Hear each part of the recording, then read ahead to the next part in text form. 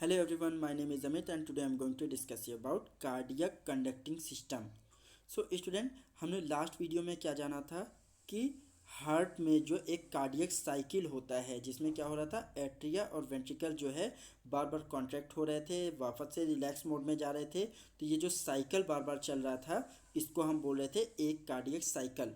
ठीक। अब ये साइकिल जो होता है इसमें क्या हो रहा था, स्पेशली हमें समझने वाली बात क्या है कि इसमें हार्ट बार बार, या हार्ट के चैम्बर्स को ले लीजिए या पूरे हार्ट की बात कीजिए, तो बार बार कॉन्ट्रैक्ट हो रहा था और रिलैक्स हो रहा था और ये कॉन्टिन्यूस मोड में यही साइकिल रिपीट होता जा रहा था, तो इसे हम कार्डियक साइकिल बोल रहे थे।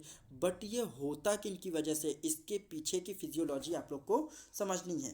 ठीक। तो इसके लिए कुछ सिस्टम्स या कुछ कंडक्टिंग यूनिट्स हार्ट के अंदर होती हैं जो क्या करती हैं, कुछ इलेक्ट्रिकल इम्पल्सेस जनरेट करती हैं। इलेक्ट्रिकल इम्पल्सेस मैंने आपको लास्ट वीडियो में भी बताया था। इलेक्ट्रिकल इम्पल्सेस क्या होती हैं, जो हार्ट की रिदमिसिटी को बना कर रखती हैं। ठीक। हार्ट की रिदमिसिटी क्या होती है, मैंने आपको बताया था कि 1 मिनट में हार्ट जो है स्टैंडर्ड अगर एवरेज देखा जाए नॉर्मल कंडीशन पर हार्ट जो है 72 टाइम्स बीट करता है, या अगर प्लस माइनस में बात करें तो 60 से 80 टाइम्स बीट करता है। तो ये बीट हर मिनट में इतनी ही होती है, ऐसा नहीं है कि 80 से भी ज़्यादा हो जाएगी, 90 चली जाएगी। या हाँ, ये बात और है कि अगर आप कोई एक्सरसाइज करते हैं या मसल की कोई एक्सरसाइज करते हैं या दौड़ते हैं, रनिंग करते हैं, तो उस दौरान जो ये बीट होती है थोड़ी सी इफ़ेक्ट हो सकती है। ठीक। बट ज़्यादा नहीं होगी, हर मिनट जो है मैक्सिमम 80 रहेगी। ठीक। और कम से कम अगर जाएगी तो 60, इसीलिए हम प्लस माइनस की वैल्यू लेकर चलते हैं। ठीक है। तो ये किस तरह से इलेक्ट्रिकल इम्पल्सेस काम करती हैं, ये जो कॉन्ट्रैक्शन और रिलैक्सेशन हो रहा है इसके पीछे कुछ कंडक्टिंग सिस्टम काम करते हैं।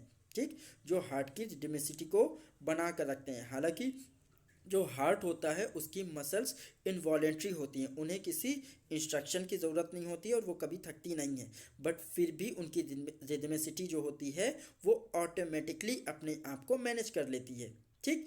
तो हार्ट पोजेस ऑटो रिदमिसिटी, इसमें देखिए फर्स्ट पॉइंट लिखा हुआ है कि हार्ट जो होता है वो पोजेस करता है ऑटो रिदमिसिटी, वो अपनी रिदम खुद से बना लेता है। बट कैसे बना लेता है, उसके पास कुछ ऐसी यूनिट्स होती हैं जो उसकी रिदमिसिटी को बनाए रखती हैं। Heart is form by the modified cardiac muscle fibres. Heart किसका बना हुआ होता है, कार्डियक मसल फाइबर्स का बना होता है। ठीक। ये कार्डियक मसल फाइबर केवल हार्ट का ही ऑर्गन बनाते हैं, बाकी किसी बॉडी के दूसरे ऑर्गन में ये कार्डियक मसल नहीं होती हैं। क्यों, इन मसल्स की क्या खास बात होती है, ये बिना थके, बिना रुके और बिना किसी इंस्ट्रक्शन के कॉन्टिन्यूसली काम करती रहती हैं, ये कभी नहीं रुकती हैं। ठीक। Specialised neuromuscular cells. ठीक। तो हार्ट की जो ये फॉर्म होता है स्पेशली कार्डियक मसल से बना हुआ होता है, और कुछ जिनको हम न्यूरोमस्कुलर सेल भी बोलते हैं। ठीक। ये न्यूरोमस्कुलर का मतलब क्या हुआ कि मस्कुलर मतलब जो एक तरह की फिजियोलॉजी परफॉर्म कर रही हैं।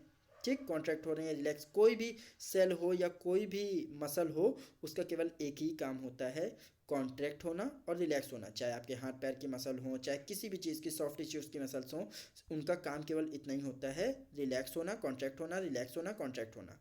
ठीक। तो इसी तरह से हार्ट भी करता है, बस हार्ट क्या है कि बाकी की सारी मसल थकती हैं और उनको इंस्ट्रक्शन की ज़रूरत होती है। इंस्ट्रक्शन किससे मिलता है, ब्रेन से। बट हार्ट को किसी भी इंस्ट्रक्शन की ज़रूरत नहीं है। ठीक। ये डायरेक्टली एक अपना सेंटर बना के रखता है ब्रेन में। ठीक है। और इसके पास एक इलेक्ट्रिकल इम्पल्सेस का पूरा नेटवर्क होता है। ठीक। कई सारी इलेक्ट्रिकल इम्पल्सेस को जनरेट करने के लिए कई सारी यूनिट इसके पास होती हैं, जिससे ये इलेक्ट्रिकल इम्पल्सेस का कंडक्शन करता है और अपने आप को कॉन्ट्रैक्ट रिलैक्स कॉन्टिन्यूसली करता रहता है। ठीक। और ये कहाँ पर होती हैं यूनिट्स, मायोकार्डियम वाले रीजन में। बिकॉज जो पेरिकार्डियम वाला रीजन था वो क्या कर रहा था, हार्ट का केवल आउटर स्ट्रक्चर बना रहा था, और जो इंडोकार्डियम वाली शेल थी या लेयर थी, वो क्या कर रही थी, हार्ट के अंदर का पोर्शन बना रही थी। बट हार्ट में जो ये फंक्शनिंग हो रही, जो फिजियोलॉजी है हार्ट की कॉन्ट्रैक्शन और रिलैक्सेशन करने की, ये कौन सी सेल में हो रही है या कौन सी लेयर में हो रही है, मायोकार्डियम वाली में। ठीक। तो फंक्शनल यूनिट या फंक्शनल लेयर उसकी कौन सी है, मायोकार्डियम। ठीक। Which initiate and conduct impulses causing coordinated and synchronise contraction of the heart muscle. ठीक। तो ये जो न्यूरोमस्कुलर सेल्स होती हैं ये क्या करती हैं, एक सिंक्रोनाइज्ड वे में, सिंक्रोनाइज्ड वे का मतलब जो बीट चलती है वो एक बीट एक रिदम के साथ चलती है। रिदम के साथ उसका कॉन्ट्रैक्शन होता है और रिलैक्सेशन होता है, तब जाके एक रिदम तैयार होती है या एक बीट तैयार होती है। ठीक। Impulses rapidly transfer from S A node to the ventricle. तो सबसे पहले जब सबसे फर्स्ट वाला चेंबर रहता है हार्ट का, कौन सा था, राइट एट्रियम, तो वहाँ पर जब ब्लड पहुँचता है तो राइट एट्रियम क्या होता है, कॉन्ट्रैक्ट होता है, बट कॉन्ट्रैक्ट होने के लिए उसको थोड़े से सिग्नल की ज़रूरत पड़ती है। ये सिग्नल, ये मत समझिएगा कि आपका वॉलेंट्री सिग्नल है, मतलब आप हार्ट की मसल्स को कंट्रोल नहीं कर सकते हैं, वो अपने आप अपनी रिदम बनाकर चलता रहता है, बट ये रिदम बनी रहे तो उसके पास जो कार्डियक ये कंडक्टिंग यूनिट्स हैं, उनमें से पहली यूनिट होती है एसए नोड। ये एसए नोड कहाँ होता है, एसए नोड होता है आपका राइट एट्रियम पे। ठीक, देखिए इस डायग्राम में बना भी हुआ है, इस डायग्राम में मैं आपको दिखा देता हूँ। ये जो ग्रीन कलर का दिखाई दे रहा है ये है एसए नोड, ये जो बोल्ड कलर का बना हुआ है एसए नोड। ठीक, और ये आपका राइट एट्रियम हो गया, ये राइट वेंट्रिकल हो गया। ठीक, तो ये एसए नोड क्या करता है, इलेक्ट्रिकल इम्पल्सेस को जनरेट करता है। ठीक, impulses rapidly transfer from SA node to the ventricle. अब ये इम्पल्सेस ने क्या किया, एक प्रेशर जनरेट करने के लिए राइट एट्रियम को स्टिमुलेट किया। ठीक, मतलब एक ऑर्डर दिया, तो राइट एट्रियम कॉन्ट्रैक्ट हुआ या सिस्टोल हुआ और उसने ब्लड को कहाँ ट्रांसफ़र किया प्रेशर के साथ, वेंट्रिकल में। ठीक, conducting tissue of the heart is also called junctional tissue. जो ये कंडक्टिंग टिश्यूज़ होते हैं इनको हम क्या बोलते हैं, जंक्शनल टिश्यू भी बोलते हैं। जंक्शनल टिश्यू क्यों, जंक्शन का मतलब क्या होता है, जहाँ पर तमाम चीज़ें आकर मिलें। ठीक, तो इन टिश्यू को हम जंक्शनल टिश्यू भी बोलते हैं। तो ऐसे नोड कैसा होता है, इसमें देखिए तमाम सारे जो फाइबर्स हैं वो अटैच्ड हैं। ये मान लीजिए एक ऐसे नोड है। ठीक, तो इससे देखिए तमाम सारे कंडक्टिंग फाइबर्स अटैच्ड हैं। ठीक, और ये क्या कर रहे हैं, जो एरो इसके अंदर दिखाई दे रही है ना, ये क्या है, ये ऐसे नोड इलेक्ट्रिकल इम्पल्सेस का जनरेशन कर रहा है और ये इलेक्ट्रिकल इम्पल्सेस कहाँ जा रही हैं, हार्ट की मायोकार्डियल सेल के पास या मायोसाइट्स के पास जा रही हैं। मायोसाइट क्या होती हैं, जो मायोकार्डियल लेयर का फॉर्मेशन करती हैं, मायोसाइट के पास जा रही हैं। ठीक है, तो इसमें कुछ थोड़े से टर्म्स होते हैं या फिनोमिना होते हैं जिनको हमें समझने की ज़रूरत है, जैसे कि पेस मेकर। ठीक, पेस मेकर का काम क्या होता है, हार्ट की जो बीट जनरेट हो रही है तो वो किसके थ्रू हो रही है, पेस मेकर के थ्रू। ठीक, तो structure of heart from which the impulses of for heart beat are produce. ठीक, तो पेस मेकर जो होता है ये क्या होता है, ये एक ऐसा स्ट्रक्चर होता है जो हार्ट बीट को प्रोड्यूस करता है। ठीक, और इसी को ही हम सीनो आर्टेरियल नोड कहते हैं, चाहे ऐसे नोड बोल लीजिए चाहे इसको पेस मेकर बोल लीजिए। सबसे पहला ये यूनिट होती है, कंडक्टिंग यूनिट का सबसे पहला पार्ट होता है जो इम्पल्सेस का प्रोडक्शन करता है। ठीक है, और कहाँ पर होता है ये, सबसे पहले चैम्बर में, राइट एट्रियम में। ठीक, फिर उसके बाद क्या होता है, दूसरा एक टर्म आता है उसमें, एक्साइटेबिलिटी। एक्साइटेबिलिटी एक्साइटेबिलिटी आप टर्म से ही समझ जाएंगे, एक्साइट होना मतलब उत्तेजक होना। ठीक, स्टिमुलेट होना। तो ability of tissue to give response to a stimulus. तो जो स्टिमुलस होता है, स्टिमुलस क्या होता है, कोई भी ऐसी चीज़ जो किसी चीज़ को उत्तेजना देती हो, एक्साइट करती हो, ठीक है, काम करने के लिए रेडी करती हो। तो स्टिमुलस जैसे ही उसको करंट मिलता है तो हार्ट की मसल जो होती हैं वो एक्साइटेड हो जाती हैं। ठीक, राइट एट्रियम वाले की। ठीक, तो और फिर उसके बाद क्या होता है, जब वो ब्लड को आगे ट्रांसफ़र कर देता है तो दोबारा से वो रेस्ट मोड में चला जाता है। बट इसके पीछे एक छोटी सी मैकेनिज्म या फिजियोलॉजी छुपी हुई है। तो ये डिपेंड करता है सेल की मेम्ब्रेन पर। जैसे सेल में आप लोगों ने पढ़ा होगा कि सेल की मेम्ब्रेन जो होती है लिपिड बाइलेयर्ड होती है, ये देखिए बाइलेयर्ड है। ठीक है, तो यहाँ पर सेल में क्या है, सेल तभी एक्साइटेड या रिलैक्स मोड में जाती है और किसके थ्रू जाती है, जब उसके अंदर आयंस का आदान प्रदान होता है, आयंस का एक्सचेंज होता है। तो जब सेल रिलैक्स मोड में होती है, सेल कौन सी है यहाँ पर, कार्डियक सेल्स की बात हो रही है। ठीक, तो उसके बाहर की ओर क्या होते हैं, कुछ एक्स्ट्रा सेलुलर फ्लूइड होते हैं। एक्स्ट्रा सेलुलर क्या है, जो प्लाज्मा मेम्ब्रेन की या सेल की मेम्ब्रेन के बाहर जो आयंस होते हैं उनको बोलते हैं एक्स्ट्रा सेलुलर आयंस। ये आयंस कहाँ पर होते हैं, एक तरह के फ्लूइड में होते हैं, इसलिए इनको बोल रहे हैं एक्स्ट्रा सेलुलर फ्लूइड। और जो सेल के अंदर मतलब मेम्ब्रेन को पार करके जो अंदर आयंस होते हैं उनको बोलते हैं इंट्रा सेलुलर आयंस। वो किस में घुले होते हैं, इंट्रा सेलुलर फ्लूइड में। और वो इंट्रा सेलुलर फ्लूइड कौन सा होता है, साइटोप्लाज्म में। ठीक, तो उसमें कौन कौन से आयन होते हैं, स्पेशली सोडियम पोटेशियम। ठीक, कौन से आयंस होते हैं? Sodium potassium. ये याद रखिएगा, किसी भी सेल के या किसी भी मसल के एक्साइट होने या रिलैक्स होने के लिए कौन से आयन रिस्पॉन्सिबल होते हैं? सोडियम और पोटेशियम। इन्हीं को ही एक्स्ट्रा सेलुलर या इंट्रासेलुलर आयन बोलते हैं। ठीक है, तो यहाँ पर क्या होता है कि जब सेल एक्साइट होने के लिए रेडी होती है, ठीक, मतलब सिकुड़ने के लिए, कॉन्ट्रैक्ट होने के लिए रेडी होती हैं, तो क्या होता है कि उसके आउटर मेम्ब्रेन पर जो एक्स्ट्रा सेलुलर आयन होते हैं वो आकर इकट्ठा होने लगते हैं और इतना एक प्रेशर, इतना एक पोटेंशियल बना देते हैं, इतनी एक पावर या एनर्जी का प्रोडक्शन कर देते हैं कि सेल के अंदर कुछ बीच बीच में पंप होते हैं। ये पंप कुछ नहीं, जैसे हार्ट में हमने जाना था वॉल्व्स को, वॉल्व्स क्या थे? एक तरह की गेटवे। इसी तरह से सेल्स में ये पंप होते हैं। पंप और कुछ नहीं है, ये एक तरह के गेटवे हैं। पंप का मतलब क्या है? जिससे कोई चीज़ निकलती हो, ठीक। तो निकलने के लिए ये पंप प्रेशर से जो आयंस का एक्सचेंज करते हैं, तो इसीलिए इनका नाम है पंप, ठीक। एक तरह का गेटवे है। तो इन्हीं के थ्रू, इन्हीं पंप के थ्रू आयंस अंदर वाले बाहर आते हैं और बाहर वाले अंदर जाते हैं, ठीक। तो बाहर जब ये पोटेंशियल ज़्यादा हो जाता है तो ये पंप ओपन हो जाता है, ठीक। तो बाहर वाले ज़्यादा हैं, भीड़ ज़्यादा है भाई बाहर, तो वो धड़धड़ा के अंदर की ओर भागते हैं, ठीक है। और एज रिजल्ट क्या होता है? सेल जो है कॉन्ट्रैक्ट हो जाती है, ठीक। फिर उसके बाद एक समय ऐसा आता है कि अंदर जितने आए थे वो सब यूज़ हो गए, मर गए, ठीक। उनको जो अपनी फंक्शनिंग करनी थी वो कर लिया। फिर बाहर दोबारा से एक्स्ट्रा सेलुलर आयंस ने इकट्ठा होना शुरू किया, फिर वो दोबारा आने के लिए यहाँ तैयार होते हैं। तो इस तरह से सेल के बाहर जब ये पोटेंशियल जनरेट होता है तो सेल कॉन्ट्रैक्ट होने के लिए रेडी हो जाती है, और जैसे ही ये पंप ओपन होता है अंदर आते हैं, सेल कॉन्ट्रैक्ट हो जाती है। फिर एक बार यूजेज होने के बाद ये बेकार हो जाते हैं तो फिर से सेल रिलैक्स हो जाती है, ठीक। तो अंदर वाले बाहर चले जाते हैं, बाहर वाले अंदर आ जाते हैं, तो इसको बोलते हैं एक्साइटेबिलिटी और रेस्टिंग मेम्ब्रेन पोटेंशियल, ठीक। अब जब ये बाहर वाले अंदर आते हैं तब सेल जो होती है अपना एक्शन परफॉर्म करती है। एक्शन क्या था? कॉन्ट्रैक्ट होना है सेल को, ठीक। तो कॉन्ट्रैक्ट होने को हम क्या बोल रहे हैं? एक्शन पोटेंशियल, ठीक। एक्शन परफॉर्म करती है। Contraction of cardiac muscle are initiated by electrical impulses known as action potential. जो कॉन्ट्रैक्शन हो रहा है कार्डियक मसल में, ये किसके थ्रू शुरू हुआ था? Electrical impulses. ये इलेक्ट्रिकल इम्पल्सेस कुछ नहीं, जो आयंस होते हैं उनका जो आदान प्रदान हो रहा है, अंदर वाले बाहर आ रहे हैं, बाहर वाले अंदर आ रहे हैं, तो उन्हीं को ही हम बोल रहे हैं इलेक्ट्रिकल इम्पल्सेस। ये आयंस हैं, कोई ऐसा ना समझिएगा कोई करंट चल रहा है स्पेशली या बिजली वाला करंट चल रहा है।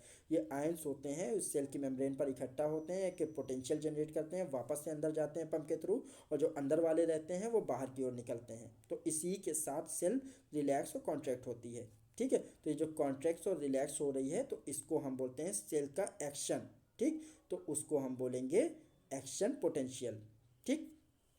ठीक, फिर क्या होता है कि जब सेल एक बार कॉन्ट्रैक्ट हो गई तो फिर उसके बाद क्या होगा? जो बाहर पॉजिटिव आयंस होते हैं, बाहर की ओर ज़्यादातर पॉजिटिव होते हैं, अंदर नेगेटिव होते हैं। जब पॉजिटिव वाले अंदर आ जाते हैं सारे, तो सेल कॉन्ट्रैक्ट हो जाती है, तो फिर क्या होता है? सेल के अंदर का जो एनवायरनमेंट होता है वो पॉजिटिव हो जाता है। तो उस मोड को हम बोलते हैं डीपोलराइजेशन, ठीक।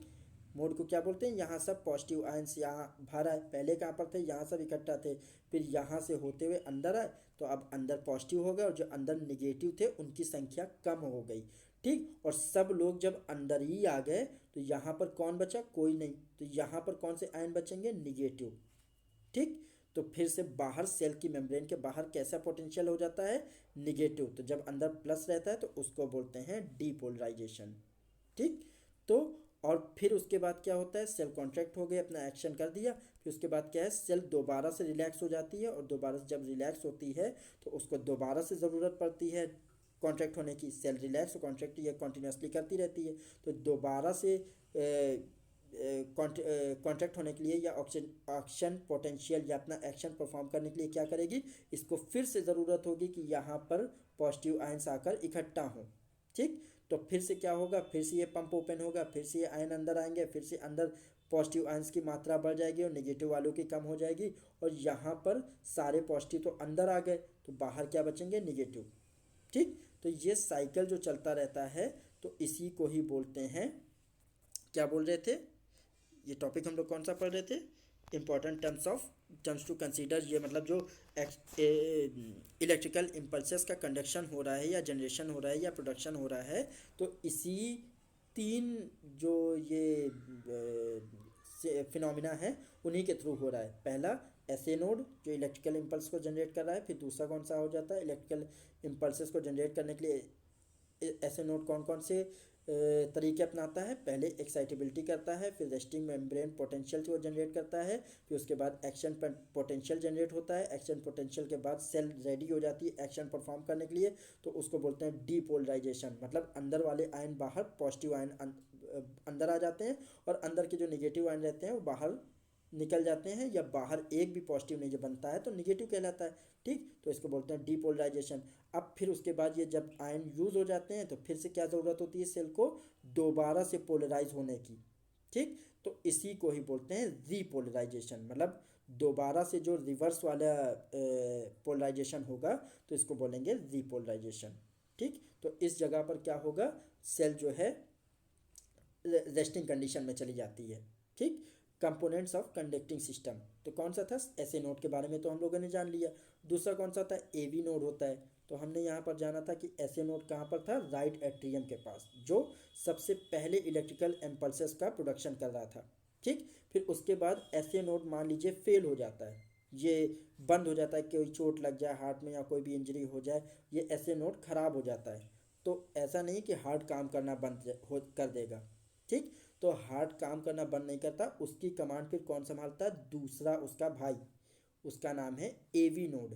एवी नोड कहाँ पर होता है, ये एट्रियम और वेंट्रिकल के बीच में। ठीक, तो इसीलिए इसका नाम है एवी। ठीक है, एट्रिया ये है, ये वेंट्रिकल है, तो दोनों के बीच में है, तो इसीलिए इसका नाम है एवी नोड।